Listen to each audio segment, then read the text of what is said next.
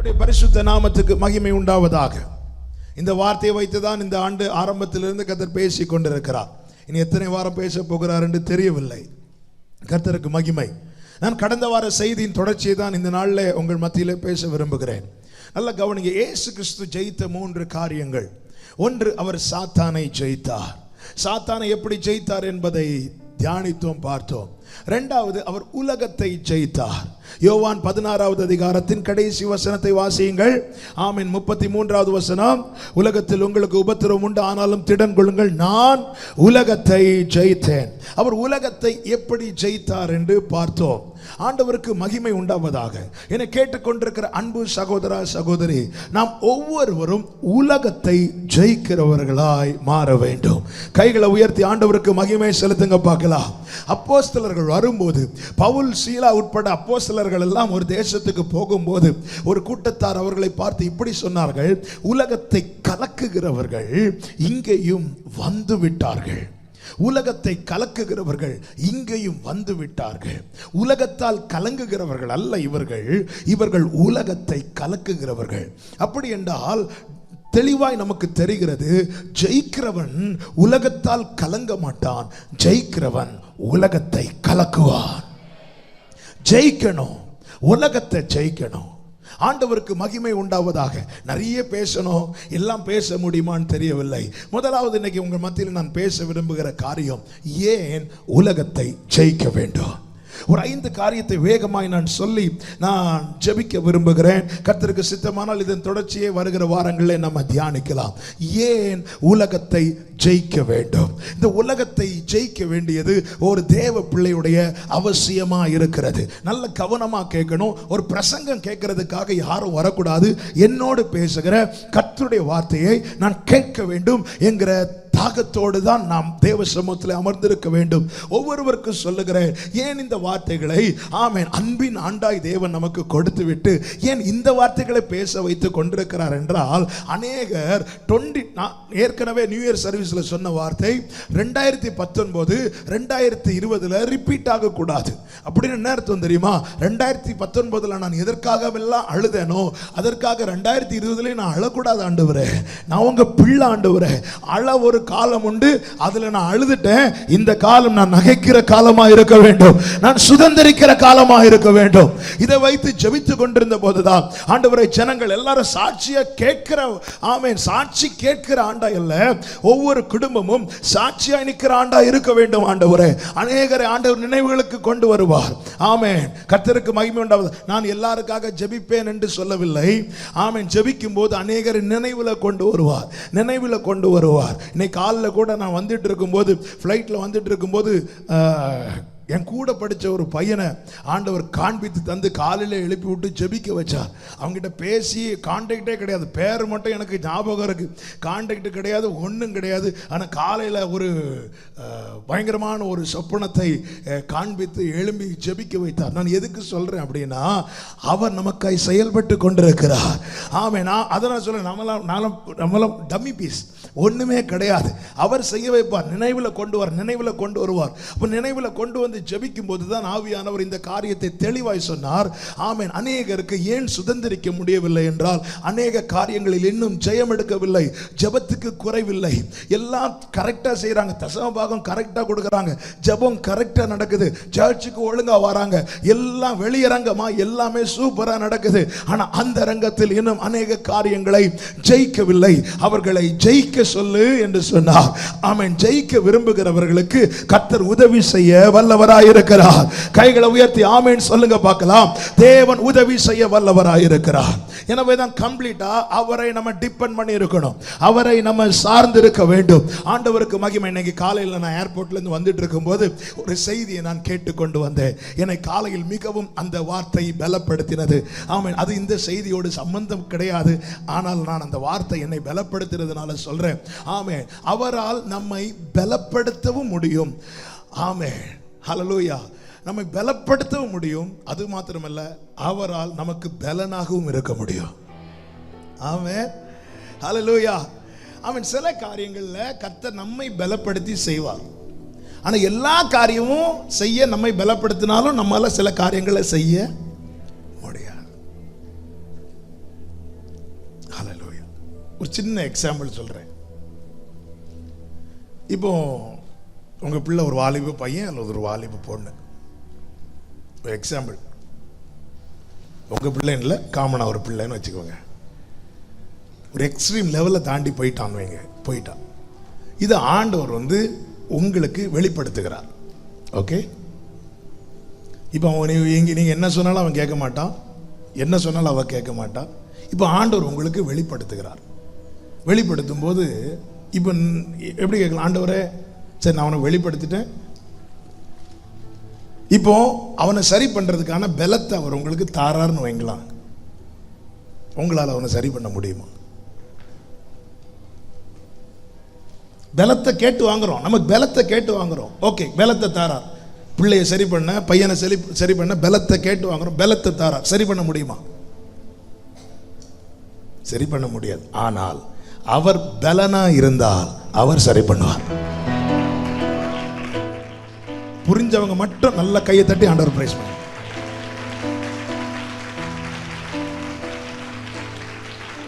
அப்படின்னு என்ன அர்த்தம்? என்ன பலப்படுத்தும் போது நான் தான் ஆரம்பிக்கணும், நான் தான் செய்யணும், நான் தான் முடிக்கணும். அவர் பலனா இருக்கும்போது அவர் ஆரம்பிப்பார், அவர் செய்வார், அவர் முடிப்பார். கரங்களை உயர்த்தி ஆண்டவருக்கு மகிமை. ஹல்லேலூயா. அதனாலதான் தாவீது சொல்லுகிறான், என்னை பலப்படுத்துகிற கர்த்தாவே என்றல்ல, என் பலனாகிய கர்த்தாவே. என் பலனாகிய கர்த்தாவே, என்னை பலப்படுத்துகிற கர்த்தாவே என்றல்ல, என்னை பலனாகிய கர்த்தாவே. நான் எதுக்கு சொல்றேன் அப்படின்னா, நம்ம அநேக காரியங்களை ஜெயிக்க, ஆண்டவர் இதை ஜெயிக்க என்னை பலப்படுத்த கேட்கக்கூடாதுன்னு இல்லை, நான் சொல்றது கரெக்டாக புரிஞ்சுக்கணும். சிலர் இந்த பாதியில் அப்பதான் தூக்கம் எழும்புவாங்க தெரியுமா? அவங்களுக்கு தான் அந்த பாதியை எடுத்துட்டு போய் இன்னைக்கு எப்படி சொன்னாரே அப்படின்னு சொல்லிட்டு இல்லை, கரெக்டாக கேட்கணும். செய்தி ஆரம்பத்திலேருந்தே கண்ணும் செவியும் இருதயமும் திறந்திருக்கணும். சில சிச்சுவேஷன் ஆண்டவர் எனக்கு பலன் தாங்க, பலன் தாங்க, பலன் தாங்க, பலன் தாங்க, பலன் தாங்க கேட்கலாம். சில சிச்சுவேஷன் வரும்போது எனக்கு பலனாயிருங்க, எனக்கு பலனாயிருங்க, எனக்கு பலனாயிருங்க. அவர் ஏழைகளின் பலன். ஹல்லேலூயா. ஏழைகளின் பலன். ஏழைகளின் பலனே, எளியவரின் திடனே. ஏழைகளின் பலனே, எளியவரின் திடனே.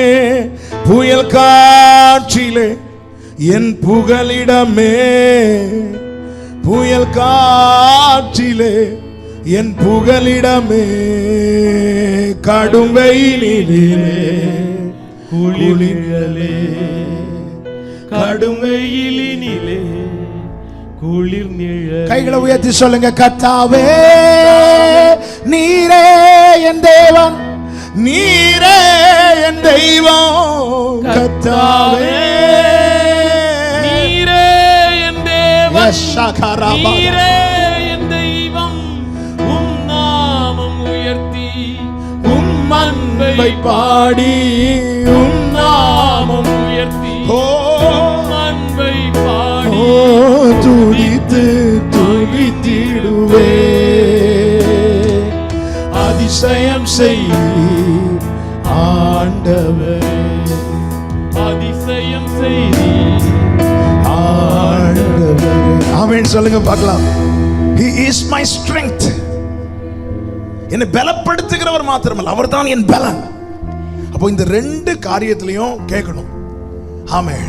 ஆபகுக்கு சொல்லுகிறான், அத்திமரம் துளிர் விடாமல் போனாலும், திராட்சை செடி பலன் கொடாமல் போனாலும், நான் கர்த்தருக்குள் மகிழ்ச்சியா இருப்பேன். ஏன்னா அவர் என்னை பலப்படுத்துவார்ல, அவர் என் பலன். அவர் என் கால்களை மான் கால்களை போலாக்கி என்னை உயர்ந்த இடத்திலே கொண்டு போய் நிறுத்துவார். He is my strength. அப்போ நம்ம ஜெயிக்கணும், உலகத்தை ஜெயிக்கணும். சில சிச்சுவேஷனுக்கு நாம மேற்கொள்ள நமக்கு பலன் தேவை. ஆனா எல்லா காரியத்திலையும் அப்படி இருக்க முடியாது. அப்படிப்பட்ட சிச்சுவேஷன் வரும்போது நீர் எனக்கு பலனாயிரும், நீர் எனக்கு பலனாயிரும். சொல்ல விரும்புறவங்க வலது கரத்தை உயர்த்தி சொல்லுங்க பார்க்கலாம். நீரே என் பலன் சொல்லுங்க பார்க்கலாம். நீரே என் பலன் சொல்லுங்க இன்னும் சத்தமாய், நீரே என் பலன். என் பிள்ளையுடைய காரியத்தை செய்யறதுக்கு என்னை பலப்படுத்தும் என்று கேட்பதிலும் எனக்கு பலனாயிரும் ஆண்டவரே அப்படின்னு அர்த்தம். என்னை பலப்படுத்தினா நான் தான் ஆரம்பிக்கணும், நான் தான் செய்யணும், நான் தான் முடிக்கணும். எனக்கு அவர் பலனா இருந்தா நான் அவர் கூடவே இருப்பேன். அவர் ஆரம்பிப்பார், அவர் செய்வார், அவர் செய்து முடிப்பார். ஆமென், ஹalleluya. எத்தனை பேர் ஆண்டவருக்குள் மகிழ்கிறீர்கள்? ஒவ்வொரு சிச்சுவேஷன்லயும் சரி, ஒவ்வொரு காரியத்திலையும் சரி, எனக்கு பலனாயிரும். ஹalleluya. என் பலனாகிய கர்த்தாவே, நான் உம்மில் அன்பு கூறுவேன். பாடுங்க. என் பலனாகிய கர்த்தாவே, நான் உம்மில் அன்பு கூறுவேன். ஆமென், ஆமென். அவர் நினைக்கும் போது பிரசங்கமே வர மாட்டேங்குது. ஹalleluya. He is my strength. காலைல தூக்கமே இல்லை நைட்டு. அப்ப நேரம் வரும்போது சரி ஒரு செய்தி கேட்டுட்டு வருவோம்னு சொல்லிட்டு வரும்போது இந்த வேர்டு என்னை ரொம்ப பலப்படுத்திட்டு. ஹalleluya. நம்ம பல என்ன பலப்படுத்துன்னு கேட்கிறோம், அப்படியே விட்டுறக்கூடாது. சரி பலப்படுத்தின நீ செஞ்சிருவியான்னு கேட்டா, ஆண்டவரே அதான் ஆண்டவரே நான் வாக்கில் வல்லவன் அல்ல. மோசே கிட்ட சொல்ல நான் உனக்கு வாயா இருந்து பேசுறேன் அப்படின்னு என்ன அர்த்தம்? நான் உன்னை பேச பலப்படுத்துவேன் இல்லை, நான் உனக்கு பலனா இருக்கிறேன். ஹalleluya. சில விஷயத்துல இன்னும் பலன் கிடைக்கலையா? புரிஞ்சுக்கோங்க, அந்த விஷயத்துல அவர் உங்களுக்கு பலனா இருக்க விரும்புகிறார். ஹalleluya. நல்ல கையை தட்டி அப்பாக்கு மகிமை. Come on. ராலா ரபா தடா ரபா. ஆமென். ஜெயிக்கணும். ஏன் உலகத்தை ஜெயிக்கணும்? ஆமென். ஒரு 5 காரியங்களை நான் வேகமாய் சொல்லி நான் ஜெபிக்கிறேன். முதலாவது 1 யோவான் 5வது அதிகாரம் 19வது வசனத்தை வாசியுங்கள். 1 யோவான் 5:10-19. நாம் தேவனால் உண்டாயிருக்கிறோம் என்றும் உலகம் முழுவதும் பொல்லாங்கனுக்குள் கிடக்கிறது, உலகம் முழுவதும் பொல்லாங்கனுக்குள் கிடக்கிறது, பொல்லாங்கனுக்குள் கிடக்கிறது என்று அறிந்திருக்கிறோம். இந்த உலகத்தை ஜெயிக்கணும். ஏன் ஜெயிக்கணும் தெரியுமா? இந்த உலகம் முழுவதும் பொல்லாங்கனுக்குள் கிடக்கிறது. ஆண்டவராகிய இயேசு கிறிஸ்து சீஷர்களை பார்த்து, ஆமென், சாத்தானை குறித்து இப்படி ஒரு வார்த்தையை சொல்லுவார், உலகத்தின் அதிபதி வருகிறான். இந்த உலகம் முழுவதும் பொல்லாங்கனுக்குள் கிடக்கிறது.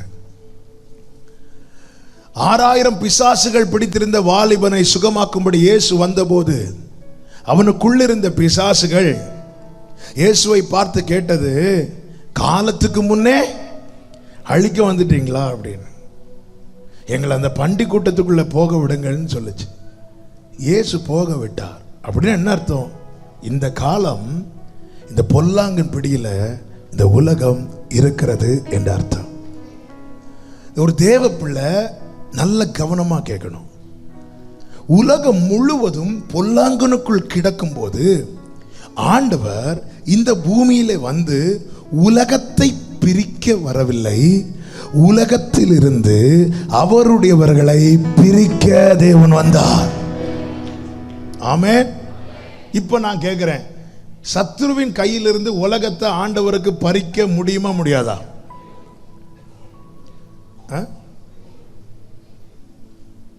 என்ன சொல்றீங்க நீங்க? முடியும்னா முடியும்னு சொல்லணும், முடியாதுன்னா முடியாதுன்னு சொல்லணும். சொல்லக்கூடாது. முடியுமா முடியாதா? முடியும்னு சொல்றவங்க ஆமென் சொல்லுங்க. அப்ப ஏன் அவர் அதை செய்யாம இதை செஞ்சார்? இன்னைக்கு மனுஷன் மண்ணுக்காக மனுஷனை வெட்டுறான், மண்ணுக்காக சகோதரனை பகைக்கிறான்.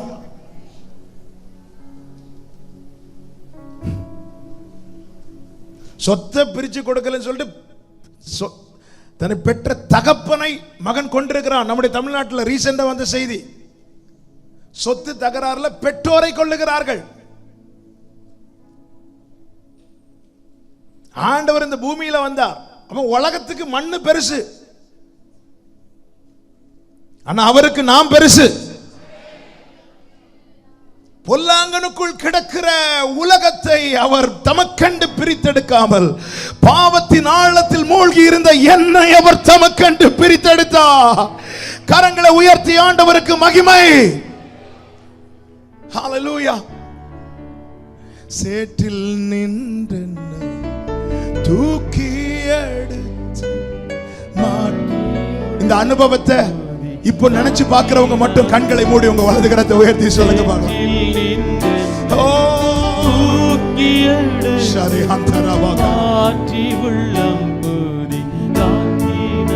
ஆமென். கல்லானையே உள்ளம் உருக்கின ஏடரபா ஹந்தரலரியா கரபா சந்தரபா ஓரபா கமதுனா கல்லானையே உள்ளம் உருக்கின கல்வாரி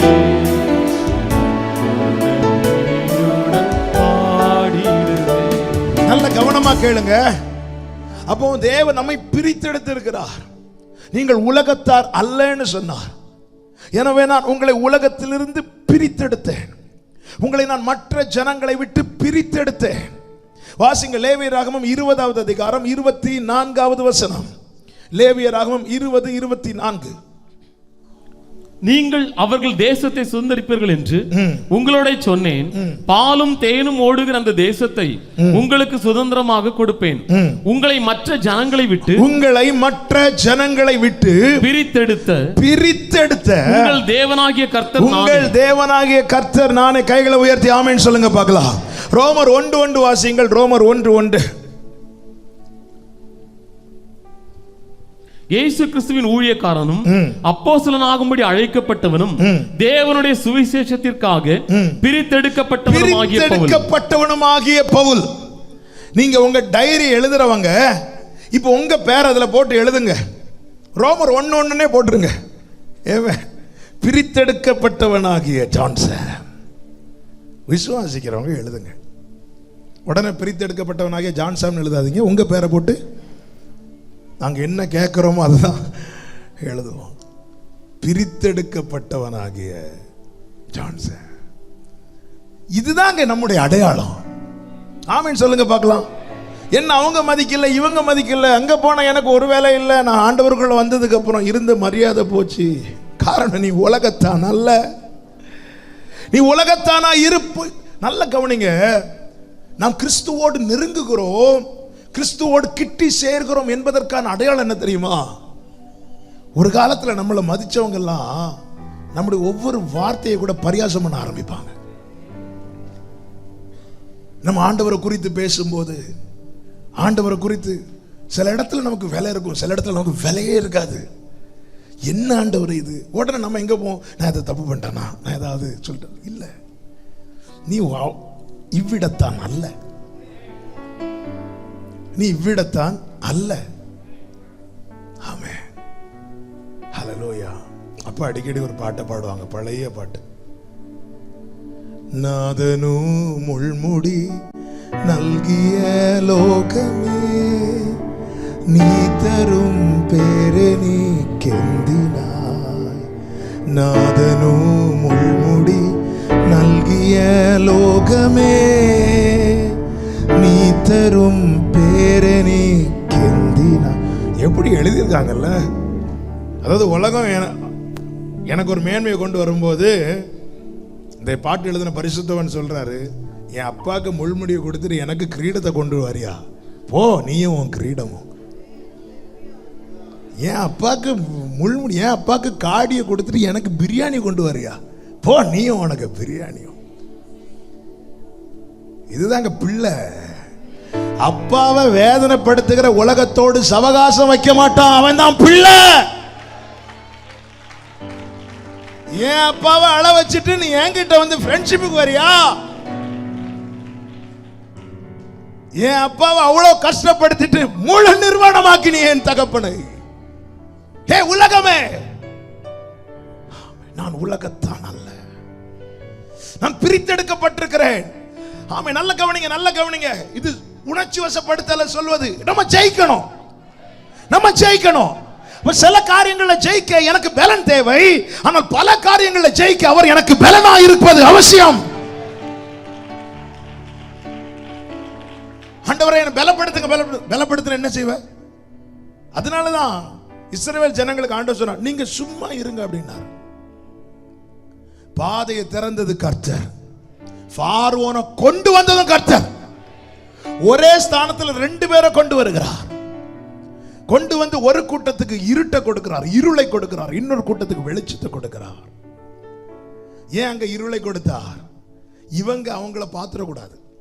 ஆல்ரெடி எகிப்து நினைச்சாலே இவங்களுக்கு பயம். அப்போ இஸ்ரவேலர்கள் எகிப்தியரை பாத்திரக்கூடாது, ரதங்களை பாத்திரக்கூடாது. பார்வோனுக்கு முகத்தை, சிலருக்கு முகத்தை பார்த்தா சாப்பாடு இறங்காது தெரியுமா? பார்வோனை சொல்லிட்டு இருக்கிறேன். பார்வோன் முகத்தை பாத்திரக்கூடாது, பார்வோன் சேனையை பாத்திரக்கூடாது. அதனால அங்க இருள், இங்க வெளிச்சம். இங்க என்ன வெளிச்சம் தெரியுமா? ஏன் வெளிச்சம் தெரியுமா? அவன் இவங்களை பார்க்கணும், கர்த்தர் இவங்க கூட இருப்பதை பார்க்கணும், கர்த்தர் இவங்களுக்கு செய்யறதை பார்க்கணும், கர்த்தர் இவங்களை நடத்துறதை பார்க்கணும், கர்த்தர் இவங்களை துதிக்க வைக்கிறத பார்க்கணும். எத்தனை பேருக்கு நான் சொல்ற வார்த்தை புரிகிறது? ஆண்டவருக்கு மகிமையை செலுத்துங்க.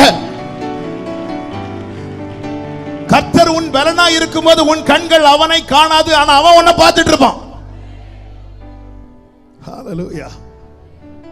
ஆமென். தானியேலை சிங்க கேபில தூக்கி போட்டதும் கர்த்தர் சிங்கங்களின் வாயை என்ன செய்தாராம்? சரி, சிங்கங்களின் வாயை எதுக்கு அடைக்கணும்? சிங்கங்களுக்கு பசியை மட்டும் வரவிடாம இருந்தாலே போதுமே. சிங்கம் வந்து பசித்தா தானே சாப்பிடும். சும்மா வழியில போற மிருகத்தெல்லாம் கடிச்சு சாப்பிட்டுட்டு இருக்கா? இல்ல, 100 மான்கள் இருக்கிற இடத்துல ஒரே ஒரு மானை தான் டார்கெட் பண்ணுது. ஏன்? தேவைக்கு தான் அடிக்கும். மனுஷனுக்கு தான் ஆசைக்கு அடிப்பான் இல்ல. மிருகங்கள்லாம் தேவைக்கு தான் எடுக்கும். தேவைக்கு எடுத்து சாப்பிட்டுட்டு மீதி போட்டிருப்போம். அதுக்கப்புறம் நரிகள் மற்ற இதெல்லாம் இருக்குன்னு சொல்லிட்டு அவ்வளோ சாப்பிடாது. பஃபே சிஸ்டம் சொல்லிட்டு இருக்கிறது அவ்வளோத்தையும் அதுக்கு தேவைக்கு சாப்பிட்டுட்டு போட்டுட்டு போயிடும். சில பார்க்குறாங்க 12 மணிக்கு என்னெல்லாம் பேசிட்டு இருக்கிறாங்க. பிரியாணிங்கிறாங்க, பஃபேங்கிறாங்க. ஐயோ 600 ரூபா கொடுத்துருக்கோம், சிப்பை தவிர எல்லாத்தையும் உள்ள தட்டு போட்டு, இப்படிதான் இன்னைக்கு நிறைய பேர் போறாங்க. இல்லை, தேவைக்கு. ஒரு சிங்கத்துக்கு மிருகங்களுக்கு இருக்கிற அறிவு கூட பல நேரத்தில் நமக்கு அது தேவைக்கு சாப்பிட்டுருப்போம். அப்போ சிங்கங்களுக்கு பசியை வரவிடாம பண்ண ஆண்டவருக்கு முடியுமா முடியாதா? நான் கேட்கறதுக்கு நீங்க ஆன்சர் பண்ணணும். முடியும். ஆனா அதை செய்யாம ஏன் வாய் அடைச்சார்? ஏன் வாய் அடைச்சார்னா, சிங்கம் நம்ம கடிக்கலாம் தேவையில்லை, பக்கத்துல இருந்து சத்தம் போட்டாலே அட்டாக் முடிஞ்சு. ஆமென். சிங்கம்னு சொன்னாலே பாதி உயிர் போயிடும். அந்த சிங்கம் நம்ம பக்கத்துல இருந்து பிரைஸ் லார்ட் பிரதர், அவ்வளவுதான், மீதி முடிஞ்சு. அதுக்கப்புறம் ஜெபம் ஓடாது, ஆண்டவரே இதோ என் ஆவி உம்முடைய கையில், முடிஞ்சு. அதனால கடிக்க விடாம பண்றதெல்லாம் ரெண்டாவது. என் பிள்ளை பயந்துடக்கூடாது, இது அப்பாக்கு மட்டும்தான் முடியும்.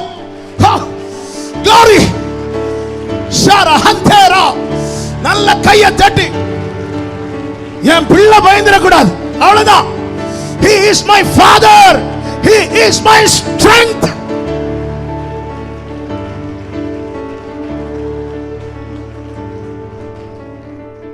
அவ்வளவுதான்.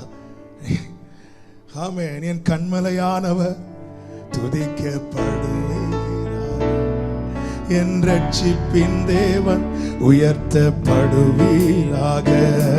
என் கண்மலையானவர் துதிக்க, நல்ல கையை தட்டி பாடுவீங்களா? ஆமென். என் ரட்சிப்பின் தேவன் உயர்த்தப்படுவீராக. என் கண்மலை, என் கோட்டை, என் ரட்சகர், என் தேவன், என் துருகம், என் கேடகம், உயர்ந்த அடைக்கலம், ரட்சண்ய கொம்பு, என் பலனாகிய கர்த்தாவே, நானும் அன்பு கூறுவேன். என் பலனாகிய கர்த்தாவே, நானும் அன்பு கூறுவேன். ஆமென். ஹalleluya.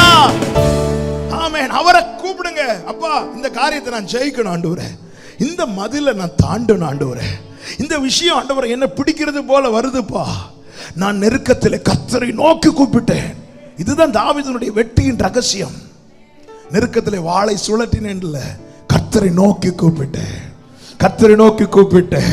வலது கரத்தை உயர்த்தி சொல்லுங்க, கர்த்தாவில் சந்தோஷம், அவர் என் பலன். பாரினில் வாழும் நாள் அவர் என் பலன்.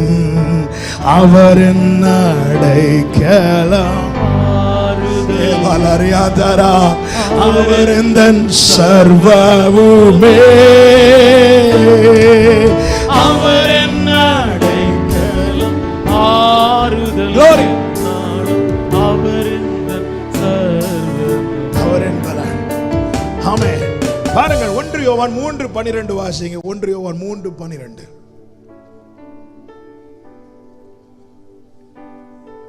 பொல்லாங்கனால் உண்டாயிருந்து தன் சகோதரனை கொலை செய்த காயினை போல் இருக்க வேண்டாம். அவன் எது நிமித்தம் அவனை கொலை செய்தான்? தன் கிரியைகள் பொல்லாதவைகளும் தன் சகோதரனுடைய கிரியைகள் நீதி உள்ளவைகளுமாய் இருந்தது. உலகம் பொல்லாங்கனுக்குள் உண்டாயிருக்கிறது, இந்த காயின் பொல்லாங்கனால் உண்டாயிருக்கிறான். நல்ல கவனமா கேளுங்க. ஆண்டவருக்கு மகிமை உண்டாவதாக. இவன் ஆபேலை பகைக்கிறான். நான் இது ஆவிக்குரிய அர்த்தத்தோடு சொல்லுகிறேன். பொல்லாங்கனுக்குள் கிடக்கிற உலகம் நீதியை பகைக்கும். ஆண்டவர் அவ்வளோ பேசியும் காயினால காம்ப்ரமைஸ் ஆக முடியல ஆபேலோடு. ஆனால் ஆபேல் காம்ப்ரமைஸ் ஆயிட்டான். ஆபேல் காயின் பட்சமா பேசினது அண்ணன் தானே கூப்பிடுறாங்கன்னு சொல்லிட்டு போயிட்டான். ஏன்னா அவனுடைய கிரியை நீதியா இருந்துச்சு. அவன் யாரையும் பகைக்கல, அவனுக்குள்ள கசப்பு கிடையாது. ஆனால் இந்த உலகம் நமக்குள்ளே வந்து விட்டால் நீதிக்கு அகேன்ஸ்டா அந்த உலகம் நம்மை மாற்றும். ஆதாமுடைய பிள்ளைகள் தான். பூமியில பிறந்த முதல் மகன் யார்? காயின். ஆதாம் பிறப்பிக்கப்பட்டவன் இல்ல, ஆதாம் உண்டாக்கப்பட்டவன். பூமியில பிறந்த முதல் மனிதன் காயின். அப்ப அவன் மேல எவ்வளவு கிரேஸ் இருக்கும்ல, எவ்வளவு கிருபை இருக்கும். ஆனா அவன் கிரியை பொல்லாததா இருந்துச்சு. நல்ல கவனமா கேளுங்க சபையே. நம் கூடி வரும்போது வருகிறவர் அல்ல நம் ஆண்டவர், நம் கூடவே வருகிறவர். நம்ம ஆமேன் போட்டு வீட்டுக்கு போனதும் அவர் ஆமேன் போட்டு பரலோகத்துக்கு போவார் நம்ம நினைச்சிட்டு இருக்கிறோம். இல்ல, நான் பாதாளத்தில் படுக்கை போட்டாலும் அங்கேயும் உங்க கை என்ன பிடிக்கும். அதான் துரத்தி வந்து லவ் பண்றார் ஆண்டவர்.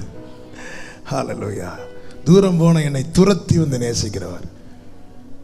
அதை ஃபீல் பண்றவங்களுக்கு மட்டும்தான் நான் சொன்ன வார்த்தை புரியும். ஆமாம், நான் துரத்தி போய் அவரை பிடிக்கவில்லை, அவரால் துரத்தி விடப்படவும் இல்லை, அவரால் துரத்தப்பட்டு பிடிக்கப்பட்டேன். ஹல்லேலூயா. ஆமென்.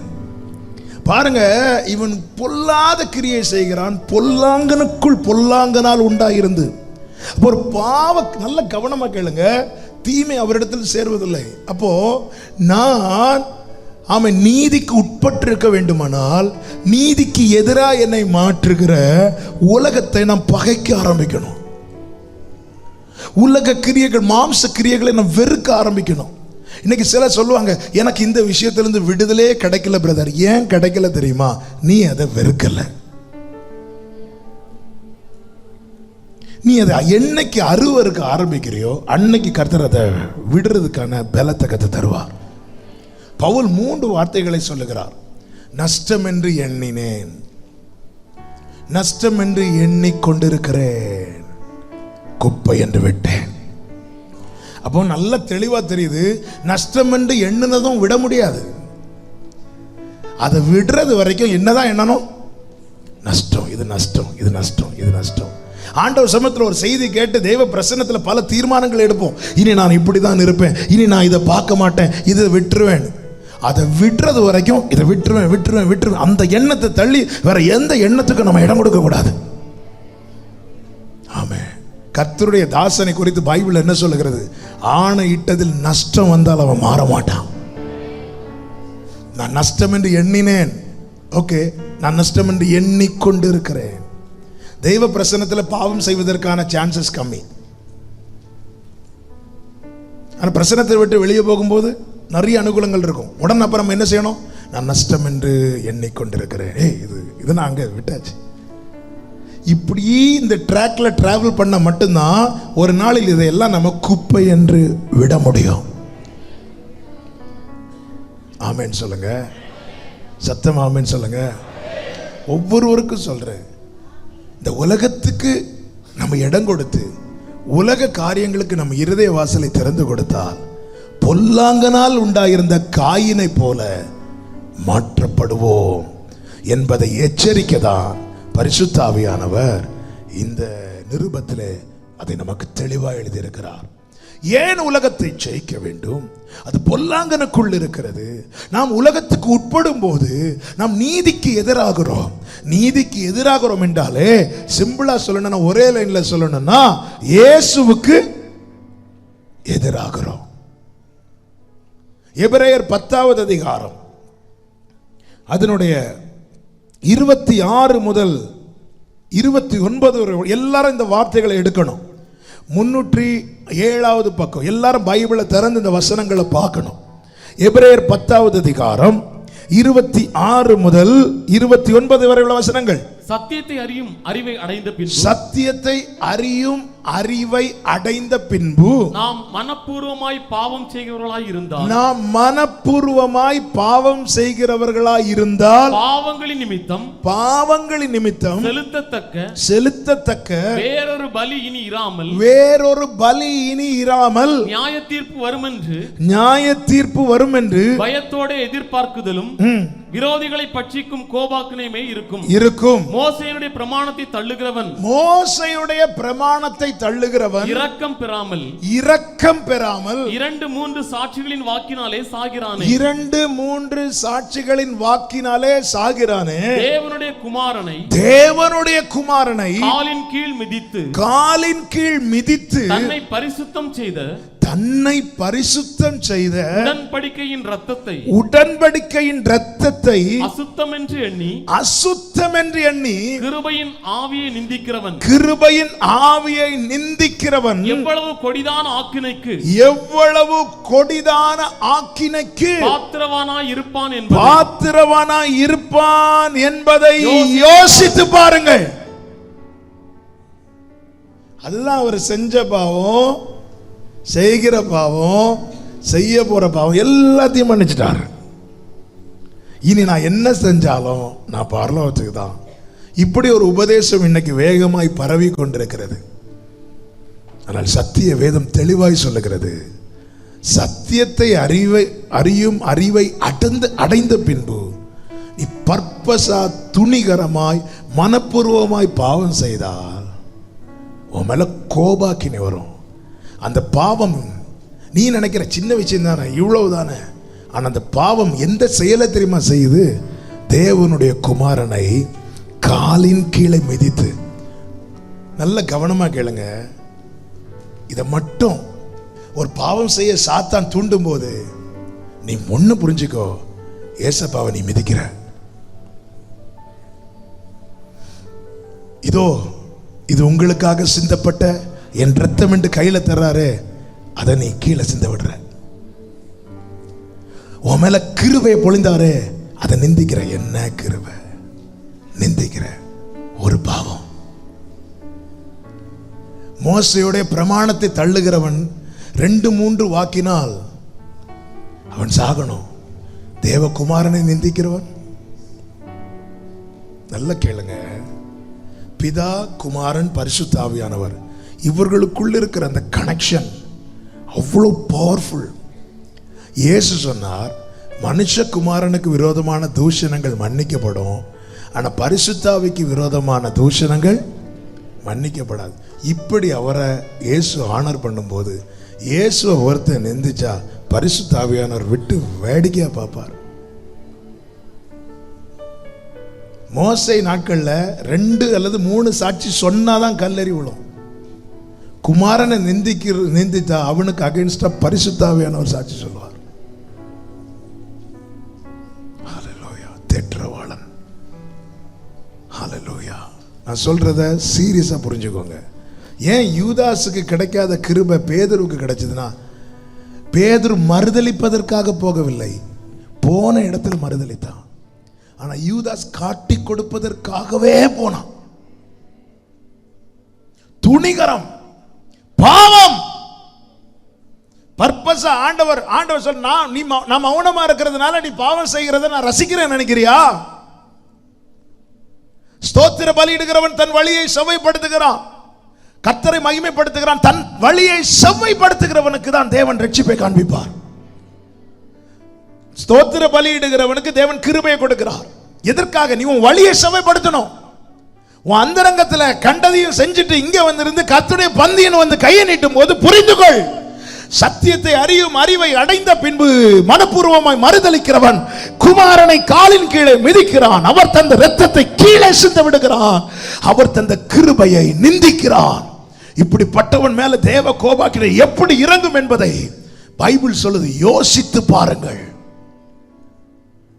ஹல்லேலூயா. கிருபையினால், அதாவது கிருபைக்குள்ள இருந்துட்டு ஒருத்தன் பாவம் செய்யறானா அவன் கிருபையின் ஆவியை நிந்திக்கிறான். ஹல்லேலூயா. ஜீசஸ். ஆமென். மூத்த குமாரன் இளைய குமாரன், தகப்பன் ரெண்டு பேருக்கும் பிரிச்சு கொடுக்கிறார். மூத்த குமாரன் அதை பத்திரப்படுத்தி தகப்பனோடு வைத்திருக்கிறான். இளைய குமாரன் வேசித்தனம் பண்ண போனான், துன்மார்க்க ஜீவனம் பண்ண போறான். இவன் தான் கிருபையின் ஆவியை நிந்திக்கிறவன். தேவன் கிருபை அளவில்லாமல் கொடுக்கிறார். நல்லோர் மேலும் தீயோர் மேலும் மழை வர்ஷிக்க பண்ணுகிறார். இது தேவன் தந்தது என்று நினைக்கிறவன் நல்ல நிலமாய் நல்ல கனிகளை கொடுப்பான். அதை அசட்டை பண்ணுகிற நிந்திக்கிறவன் முட்களை தான் முளைப்பிப்பான். முட்கள் தான் வரும். கர்த்தர் எல்லாம் பார்த்துட்டு இருக்கிறார். ஆவியானவர் எல்லாம் பார்த்துட்டு இருக்கிறார். ஆமென். சிம்சோனை ஆயத்தப்படுத்தி இந்த பூமியில் அனுப்பினார். ஆனால் அவன் ஒருவளுக்காக, ஸ்திரீ நேசத்துக்காக அழைப்பை மறந்து, தேவ திட்டத்தை மறந்து, தன்மேல் இருக்கிற பரிசுத்த ஆவியானவரை மறந்து போனான். வேதம் சொல்லுகிறது, ஆவியானவர் விலகினார். விலகினதை அவன் அறியாதிருந்தான். ஆமென். எல்லாம் ஆண்டவர் பார்த்து ரசிச்சிட்டு இருக்கிறார் நினைக்கிறீங்களா? இல்ல, நம்மை பிரித்தெடுத்திருக்கிறார். பிரித்தெடுத்திருக்கிறார். ஒவ்வொரு மரண கணிக்கு தப்பும் போது புரிந்துகொள், அவர் உன்னை இழக்க விரும்பவில்லை. அவர் உன்னை இழக்க விரும்பவில்லை. மரண கண்ணிக்கு நீங்களாக்கி மீண்டும் பாவம் செய்ய துணிகரம் கொள்ளாதே. பரிசுத்த ஆவியானவர் சபைகளுக்கு சொல்லுகிறதை காதுள்ளவன் கேட்க கடவன். மீண்டும் பாவம் செய்ய துணிகரம் கொள்ளாதே. நீ மௌனமா இருந்து, நான் மௌனம் எப்போ ஆண்டவர் சொல்றார் பாருங்க. சங்கீதம் 50:21. இவைகளை நீ செய்யும் போது நான் மௌனமா இருந்தேன். உன்னை போல் நானும் இருப்பேன் என்று நினைவு கொண்டாய். அப்படின்னு என்ன? அவர் உண்மை செய்யலையே, அடிக்கலையே. அப்ப ஒருவேளை நான் பண்றது கரெக்டோ, ஆண்டவர் அதை அங்கீகரிக்கிறாரோ, ஆண்டவர் அதை அக்செப்ட் பண்றாரோ அப்படிங்கிற நினைவுகள் வந்துட்டு, உன்னை போல நானும் இருப்பேன் என்று நினைவு கொண்டாய். அதாவது நீ செய்யற, நான் உன்னை ஒண்ணுமே செய்யல, நான் பார்த்துட்டு இருக்கிறேன் இவன் திருந்துவானான்னு. ஆனா நான் மௌனமா, நீ என்ன நினைச்ச? ஆரம்பத்தில், ரட்சிக்கப்பட்ட ஆரம்பத்தில் ஒரு சின்ன டிவி வீடை கிராஸ் பண்ணும் போது கூட யாராவது டிவி போட்டுட்டு இருந்தா கூட நெஞ்சு அடிக்கும் இல்ல? இன்னைக்கு இருந்து ஜாலியா ஃபுல் மூவி இருந்து பார்த்துட்டு இருக்கிற, ஆரம்பத்தில் ஒரு சின்ன நியூஸ்ல ஆட் வந்தா கூட உனக்கு நெஞ்சு அடிச்சது. இன்னைக்கு ஃபுல் மூவியை ஜாலியா இருந்து பார்த்துட்டு இருக்கிற. ஆண்டவர் உன்னை தண்டிக்கல, அமைதியா இருந்துட்டாரு. உடனே நீ நினைச்சிட்ட பரவாயில்ல, அப்ப நான் பார்க்கறது ஆண்டவர் வந்து அங்கீகரிக்கிறார், ஆண்டவர் அக்செப்ட் பண்றாரு, அதனாலதான் அவர் என்ன அடிக்காம பேசாம இருக்கிறாரு. ஆண்டவர் சொல்ற, உன்ன மாதிரி நான் இருப்பேன் நினைச்சியா? தொடர்ந்து வாசிங்க. எங்க போயிட்டீங்க? வாசிங்க. ஆனாலும் நான் உன்னை கடிந்து கொண்டு அவைகளை உன் கண்களுக்கு முன்பாக ஒவ்வொன்றாக நிறுத்துவேன். அந்த வேடை பாத்தீங்களா? ஒன்னல்ல, ஒவ்வொன்றாக நிறுத்துவேன். நல்ல கவனிங்க. ஒருவன் நியாயாதிபதியினிடத்தில் உன்னை கொண்டு போகும்போது வழியிலே அவனோடு என்ன வாங்கணுமா? ஒப்புரவாகணும். கொண்டு போய் நிறுத்தினதுக்கு அப்புறம் காம்ப்ரமைஸ் போக முடியாது. நியாயாதிபதிக்கு, நியாயாசனத்துக்கு முன்னாடி போயிட்டா ஜட்ஜ்மெண்ட் தான். நான் ரிப்பீட் பண்றேன் இந்த வேர்டை. நியாயாசனத்துக்கு முன்னாடி போனதுக்கு அப்புறம் அங்க கிரேஸ் எல்லாம் கிடையாது. கிருபாசன தண்டையில போறது வரைக்கும் மட்டும்தான் கிரேஸ். உன்னை ஒருவன் நியாயாதிபதியினிடத்தில் ஒப்பு கொடுக்க போகும்போது வழியிலேயே அவனோடு ஒப்புரவாகிக்கொள். இல்லை என்றால் கடைசி காசை கொடுத்து தீர்க்க மட்டும் உன்னை விட மாட்டான். ஆண்டவர் சொல்ற, நான் ஏன் மௌனமா இருக்கிறேன் தெரியுமாப்பா? நீ சரியாவ, இந்த பாவத்தை விடுவ, இந்த அந்தரங்க செயலை விடுவ, இந்த இச்சையை விடுவ.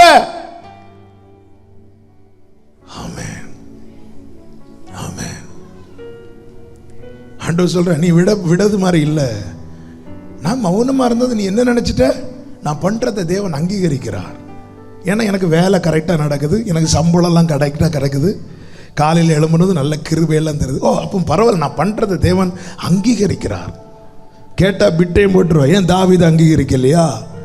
ஆண்டவர் சொல்றார், ஏய் உன்ன மாதிரி நானும் மௌனமா இருப்பேன் நீ நினைச்சிட்டு இருக்கிறியா? ஒவ்வொன்னா நிறுத்த வேண்டாம். உன் காலம் எவ்வளவு என்று தெரியாது. வழியிலேயே ஒப்புரவாகிக்கொள், வழியிலே ஒப்புரவாகிக்கொள், கிருபை நாட்களிலே ஒப்புரவாகிக்கொள்.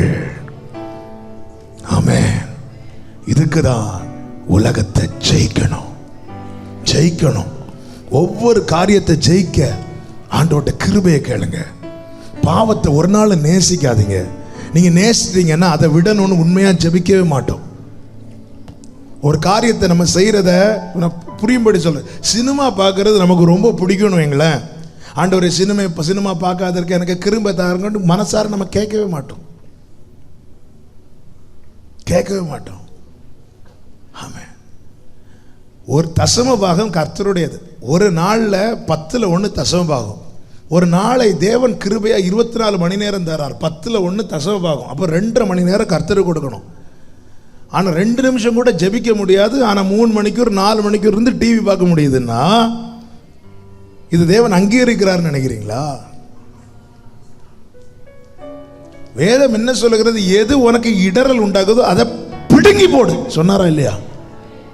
இன்னைக்கு எத்தனை பேர் வீட்டில் போய் கேபிள பிடுங்கி போட போறீங்கன்னு எனக்கு தெரியல.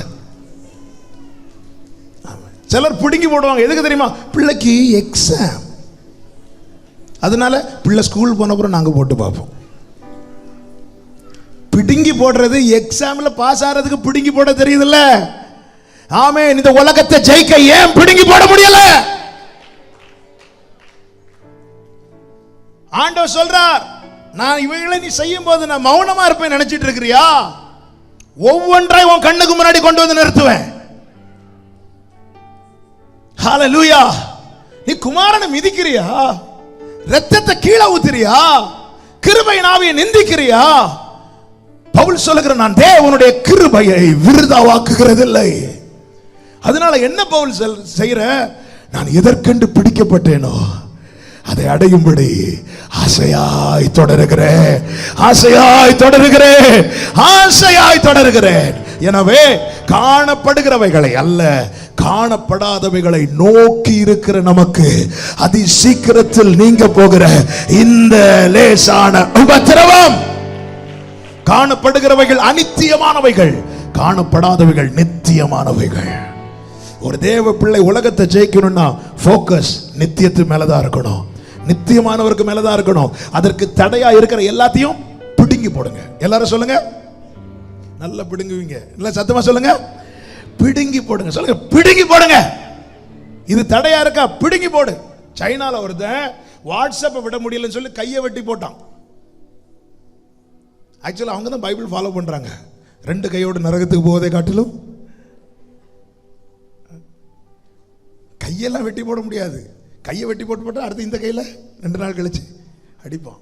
இருதயத்திலிருந்து அந்த ஆசையை பிடுங்கி போடணும், பிடுங்கி போடணும். பிடுங்கி போட முடியலையா? பிடுங்கி போட பலன் தாங்கன்னு கேட்காதீங்க. இதை பிடுங்கி போட எனக்கு பலனா இருங்கன்னு கேளுங்க. ஆமே, பலனா. அவருக்கு ஸ்பேஸ் கொடுங்க. நேற்று இரவு அபுதாபியில் இந்த வார்த்தையை தான் ஆவியானவர் பேச வைத்தார். அவர் கிரியை செய்ய நம்ம ஸ்பேஸ் கொடுங்க. இல்லை உங்களுக்கு கண்டிப்பாக சினிமா பார்க்கணுமா? உட்காருங்க, சோஃபாவில் உட்காருங்க, போடுங்க, உங்களுக்கு பிடிச்ச மூவியை போடுங்க. போட்டுட்டு, ஏசப்பா வாங்கப்பா புதிய படம் ஒன்று வந்திருக்குப்பா, வந்து பக்கத்தில் உட்காருங்க, நம்ம பார்க்கலாம், இப்போ தான் ரிலீஸ் ஆச்சு, சொல்ல முடியுமா? அவர் தீமையை பார்க்க கூடாத சுத்த கண்ணன். அப்படி இருந்தும் என்ன பார்த்துட்டு இருக்கிறாருன்னா, நான் அந்த கிருபை நாவியை நிந்திக்க கூடாது, நான் அந்த கிருபை நாவியை நிந்திக்க கூடாது. ஆமென். ஹல்லேலூயா, ஹல்லேலூயா. ஆவியானவர் சபைகளுக்கு சொல்லுகிறதை காதுள்ளவன் கேட்க கடவன். கண்களை மூடி பந்திக்கு ஆயத்தமாலாமா? ஆமென். ஒரே ஒரு சிந்தை, ஆண்டவர் நான் உலகத்தை ஜெயிக்கணும். இனி குமாரனை நான் காலின் கீழே மிதிக்க கூடாது, ரத்தத்தை நான் சிந்தக்கூடாது, கிருபையை நான் நிந்திக்க கூடாது. எனக்கு கிருபை தாங்க ஆண்டவரே.